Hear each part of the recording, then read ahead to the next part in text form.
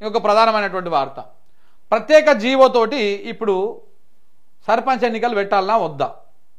నిన్న ఒక వార్తను మనం చూడొచ్చు. ఫస్ట్ నిన్న ఇదే పత్రికలో నిన్న ఒక వార్త వచ్చింది, ఇక్కడ మీరు చూడొచ్చు. ఇగో సీజే తోటి హైకోర్టు న్యాయమూర్తితోటి రేవంత్ రెడ్డి గారు భేటీ అయ్యారు నిన్న. దాని కిందనే ఒక వార్త వచ్చింది, స్థానిక ఎన్నికలపై ముందుకెలా వెళ్ళాలి, 2 రోజుల్లో ప్రభుత్వం కీలక నిర్ణయము, బీసీ రిజర్వేషన్లు స్థానిక సమరంపై మంత్రులతో సీఎం రేవంత్ రెడ్డి భేటీ, జీవో ఇచ్చి ఎన్నికలకు వెళ్దామన్న కొందరు, పార్టీ పరంగా వెళ్దామన్న మరికొందరు, 42% పై ఇవ్వడం పైన చర్చ, తుది నిర్ణయం ముఖ్యమంత్రిదే, రేపు దీనిపైన సిఎస్ కీలక సమావేశం అని చెప్పేసి నిన్న రాసిరు. అంటే రేవంత్ రెడ్డి గారు హైకోర్టు చీఫ్ జస్టిస్ ఎవరైతే ఉన్నారో వారితోని భేటీ అయ్యారు. భేటీ అయినా ఇక్కడ వార్త వేరు, కొత్త జిల్లాల్లో కోర్టు భవనాలు నిర్మించండి, సిబ్బందిని నియమించండి, high court CJ justice Amaresh Kumar Singh భేటీ అయ్యారు అని చెప్పేసి దాని గురించి అని రాసిరు. బట్ దాని కింద ఉన్న వార్త ఇంటెన్షన్ మనం అర్థం చేసుకోవాలి. ఈ ఫోటోకు ఈ వార్తకు సింక్ ఉంటుంది, ఈ ఫోటోకు ఇవాళ వచ్చినటువంటి వార్తకు కూడా సింక్ ఉన్నది, ఆ ఫోటోకి ఇడున్నటువంటి వార్తకు కూడా సింక్ ఉన్నది. ఆయన కలిసిన తర్వాత ఒక క్లారిటీ వచ్చింది వీళ్ళకి. ఎవరు?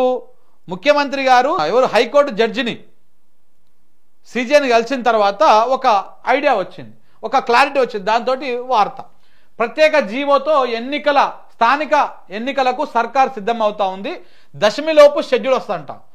అక్టోబర్ 2 తారీఖు ఉన్నది పండుగ, దసరా పండుగ. సో కాబట్టి ఆ లోపు మరి ఏం చేస్తారు, విజయదశమి లోపు వస్తుందని చెప్తా ఉన్నారు. రిజర్వేషన్లు ఖరారు చేసి రేపు సాయంత్రానికి పూర్తి నివేదిక అందజేయాలని జిల్లా కలెక్టర్లకు సిఎస్ ఆదేశం. బీసీ రిజర్వేషన్ల ఖరారు 2024లో చేసిన కులగణన మేరకు ఎస్సీ ఎస్టీ రిజర్వేషన్ల ఖరారు 2011 జనాభా లెక్కల ప్రకారం 100% ఎస్సీ ఎస్టీలు ఉన్న చోట వారికే, అందులో 50% స్త్రీలకు. పచ్చ జెండా ఊపగానే రిజర్వేషన్లు ప్రకటన. జడ్పీ సిఇఓలు, ఆర్డీఓ, ఎంపీడీఓలతోటి నేడు కలెక్టర్ల సమావేశము.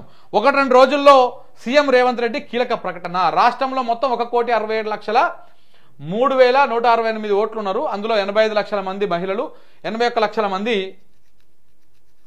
పురుషులు ఉన్నారు.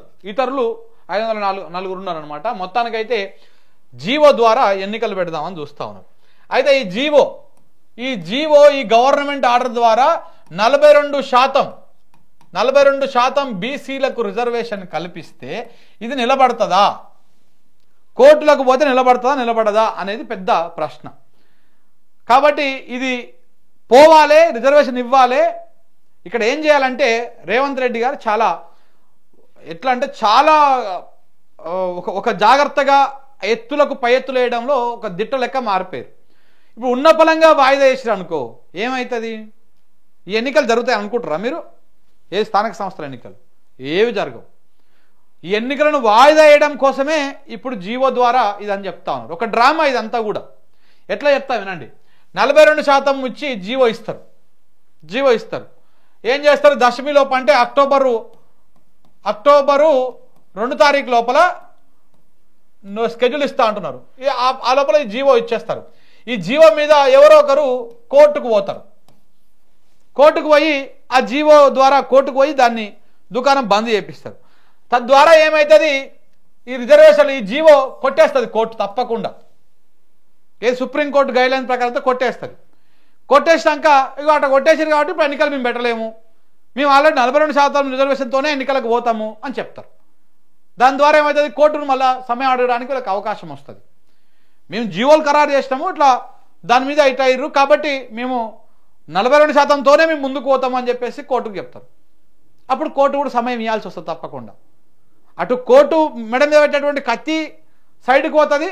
ఇగో మేము ఆల్రెడీ చిత్తశుద్ధితో ఇచ్చినాం కాబట్టి 42%, మీ కోర్టుకు పోయి ఎవరో దీన్ని వేసారు కాబట్టి మా తప్పేం లేదు అని చెప్పేసి బీసీల దగ్గర ఇటు చేతులెత్తడానికి అవకాశం వస్తుంది. సో ఇవన్నీ ప్లాన్ చేసుకొని రేపు హైకోర్టును అడ్డం పెట్టుకొని ఈ ఎన్నికలను వాయిదా వేస్తుంది. పంచాయతీ ఎన్నికలు ఏమీ నడవవు, దాంట్లో ఏమీ డౌట్ లేదు, ఏ అనుమానం లేదు. జస్ట్ పోతారు. ఇప్పుడు రిజర్వేషన్ ఇవ్వగానే వేరే వాళ్ళు ఎవరు ఓరు, మళ్ళా కాంగ్రెస్ వాళ్ళే పోతారు. కాంగ్రెస్కు అనుబంధంగా ఎవరో ఉన్నోళ్ళు వీళ్ళు పంపిస్తారు. పంపించేసి కోర్టులో కేసు వేయించేస్తారు, రద్దు చేయించేస్తారు, వాయిదా అవుతుంది. ఇదే జరుగుతుంది, ఇంతకుమించి ఇంకొకటి ఏం జరగదు. అంత పెద్ద డ్రామా, ఈ వార్త డ్రామా, ఎన్నికలు డ్రామా.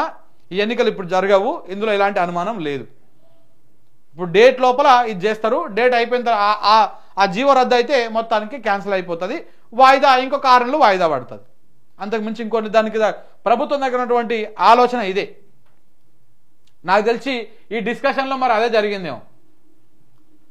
ముఖ్యమంత్రి గారు ఈ డిస్కషన్లో మరి ఇలాంటి చర్చలు జరిగిందేమో, నాకైతే అనుమానం కొడుతూ ఉన్నది. ఎందుకంటే ఆయన కలిసిన తర్వాత ఇట్లాంటి ఆలోచనలు అన్నీ కూడా బయటకు వస్తూ ఉన్నాయి. ఎన్నికలు లేవు, ఏమి లేవు, అంతా ఉతకథన, ఇదంతా జస్ట్ డొలిపే కార్యక్రమం, చేతులు దులుపుకునే కార్యక్రమం.